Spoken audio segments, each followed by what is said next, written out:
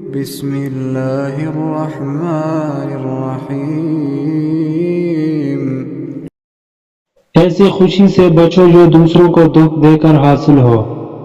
کچھ باتوں کا جواب ضرور خاموشی ہوتی ہے، اور خاموشی بہت بہترین جواب ہے۔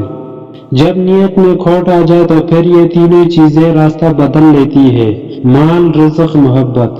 غصہ ایک بھڑکتی ہوئی آگ ہے، جو پی گیا اس نے آگ بجھا دی، اور جو ضبط نہ کر سکا وہ اس میں جل گیا۔ گہری باتیں سمجھنے کے لیے گہرا ہونا پڑتا ہے، اور گہرا ہونے کے لیے گہری چوٹیں کھانی پڑتی ہے۔ دولت کی اصل خوبی یہ ہے کہ وہ انسان کے پاس ہمیشہ نہیں رہتی، اور اگر رہ جائے تو انسان نہیں رہتا۔ عقل مند بننا چھوڑ دو، بہت کچھ سیکھ جاؤ گے۔ برا آدمی کسی کے لیے بھی اپنے دل میں عزت نہیں رکھتا، کیونکہ وہ ہر کسی کو اپنے جیسا ہی سمجھتا ہے۔ جلد بازی حماقت ہے، اور یہ انسان کی بدترین کمزوری ہے۔ غصہ ہمیشہ بے وقوفی سے شروع ہوتا ہے اور شرمندگی پر ختم ہوتا ہے۔ ملازم سے راز کہنا ایسے ملازم سے مالک بنا لینا ہے۔ دولت کی اصل خوبی یہ ہے کہ وہ انسان کے پاس ہمیشہ نہیں رہتی، اور اگر رہ جائے تو انسان نہیں رہتا۔ انسان کی جتنی ہمت ہو اس کی اتنی ہی قدر و قیمت ہوتی ہے۔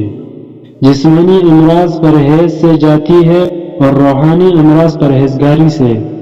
اپنے آپ کو عزت دو گے تو دوسرے آپ کا احترام کریں گے۔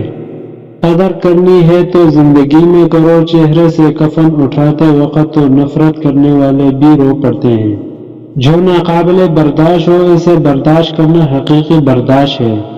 اختلاف کے باوجود احترام سے پیش آنا بہترین تربیت کی دلیل ہے۔ اگر راستہ خوبصورت ہے تو معلوم کرو کہ کس منزل کو جاتا ہے، لیکن اگر منزل خوبصورت ہو تو راستے کو پرواہ نہ کرو۔ جو شخص خطرہ مول لینے کی جرات نہیں رکھتا وہ زندگی میں کچھ نہیں کر پائے گا۔ اپنے آپ کو عزت دو گے تو دوسرے آپ کا احترام کریں گے۔ میں مشکل اور سخت کام کرنے کے لیے ہمیشہ سست بندے کا انتخاب کرتا ہوں، کیونکہ وہ مجھے یقین ہوتا ہے کہ وہ کوئی نہ کوئی آسان راستہ نکالے گا۔ ایک آدمی جو 50 سال کی عمر میں دنیا کو ایسے ہی دکھاتا ہے جیسے وہ 20 سال کی عمر میں دیکھتا تھا، تو اس نے زندگی کے 30 سال ضائع کر دیے۔